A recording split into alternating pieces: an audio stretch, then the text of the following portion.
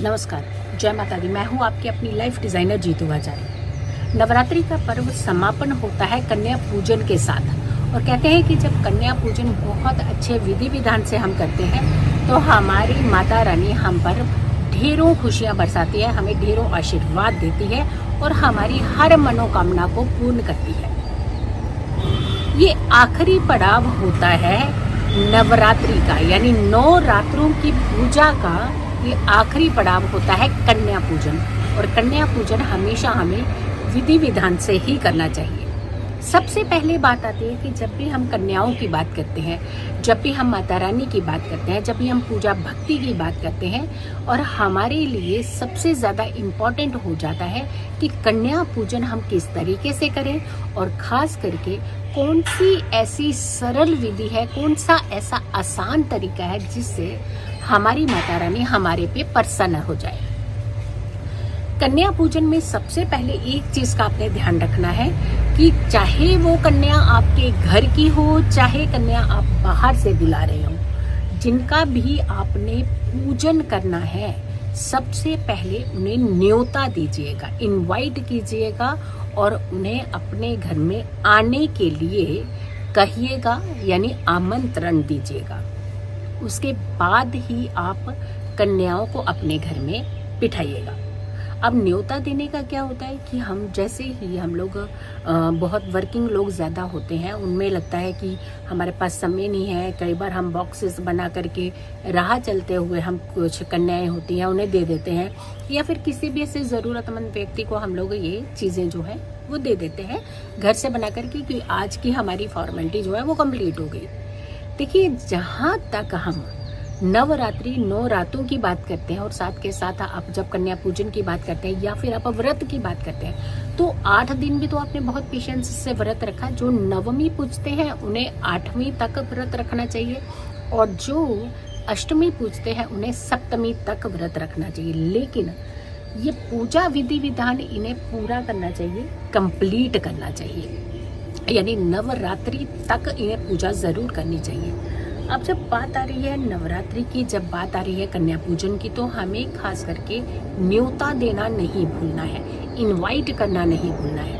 और मान लीजिए कि आपने एक दिन पहले न्योता नहीं दिया, वैसे तो हमें एक दिन पहले न्योता देना चाहिए। सप्तमी को न्योता दे करके अष्टमी की कन्या बिठानी चाहिए और अष्टमी को न्योता दे करके इन्वाइट करके आपको नवमी की कन्याएं बिठानी चाहिए। जाना चाहिए उनके पास और उन्हें बोलना है कि आप आमंत्रित हैं हमारे घर में। हे देवी, कल आप हमारे घर में ज़रूर आइएगा, हम अपना श्रद्धा भाव आपको अर्पित करना चाहते हैं। और ऐसे करके आप आमंत्रण दे के आइएगा। अतिथि देवो भव कह के बिना बुलाए मेहमान जब किसी के घर चला जाता है तो कैसा लगता है? नहीं अच्छा लगता ना। जिनके घर जाते हैं उन्हें भी अच्छा नहीं लगता और जो जाते हैं जिसके घर में उनको भी अच्छा नहीं लगता। तो कहीं ना कहीं हमें हमेशा ये आदर और सत्कार, इस चीज़ का खास करके ध्यान रखना है कि हमें बहुत अच्छे से उन्हें इनवाइट करना है और उसके बाद ही हमने कन्या पूजन करना है। अब इनवाइट तो कर लेते हैं, इनवाइट करके हम कन्या पूजन भी कर लेते हैं। हम विधि भी बताएंगे किसी दूसरी वीडियो में कि आपको क्या साधारणतया विधि करनी चाहिए जिससे आपकी माता रानी आपके पास हमेशा हर नवरात्रि आपको आशीर्वाद देने के लिए जरूर आ जाए। अब जब हम इनवाइट की बात करते हैं या फिर विदाई की बात करते हैं तो 2 चीज़ों में हमसे गलती हो जाती है। यहाँ ना तो हम इनवाइट करते हैं ठीक से और ना ही उनकी विदाई करते हैं ठीक से।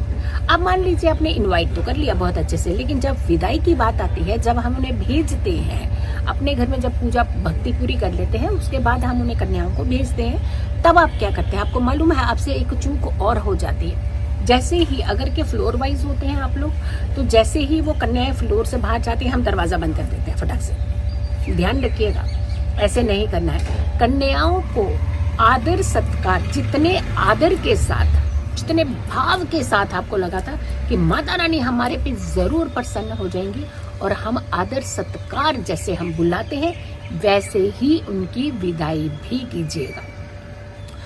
कुछ दूर तक उन्हें आदर सत्कार विदा करके आइए और विदा करते हुए भी उनका आशीर्वाद लेकर के तब आप अपने घर में पुनः प्रवेश कीजिएगा।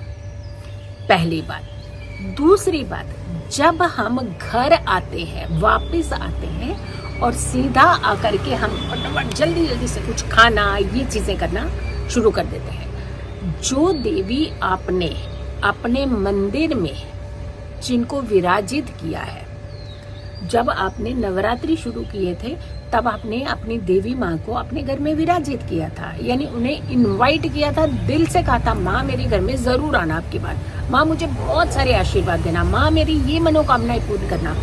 लेकिन जैसे ही कन्या पूजन करने के बाद आप उन्हें विदाई कर देते हैं, कन्याओं की वैसे तो विदाई नहीं करते, घर से ही ऐसे बोल देते हैं कि चली जाएंगी तो बस अपने आप ही चले जाएंगी, लेकिन विदाई आप कीजिएगा, उन्हें बहुत आदर सत्कार से आशीर्वाद लेते हुए उन्हें विदा कीजिए, कुछ दूर तक उन्हें जा करके छोड़ करके आइएगा।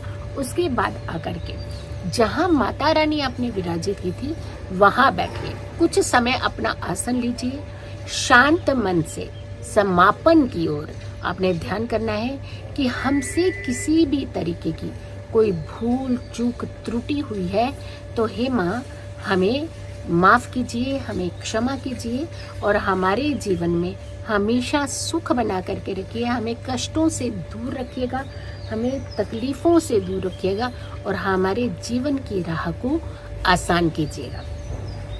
कुछ समय आप मंदिर में बैठिए, पूजा भक्ति कीजिए, माँ का स्मरण कीजिए, जो आपके देवी देवता हैं उनका ध्यान कीजिए, उन्हें आप प्रणाम कीजिए, आपके इष्ट देव का ध्यान कीजिए, क्योंकि समापन भी उतना ही जरूरी होता है जितना कि किसी भी चीज की शुरुआत। हम शुरुआत में इतने एक्साइटेड होते हैं, हम इतने ज्यादा हम अटेंटिव होते हैं, हमें ये करना है वो करना है, इन चीजों का ध्यान रखना है, लेकिन जैसे ही नवरात्रि समाप्त होते हैं उसके बाद हम ये भूल ही जाते हैं कि हमें क्या क्या चीजों का खास करके ध्यान रखना है।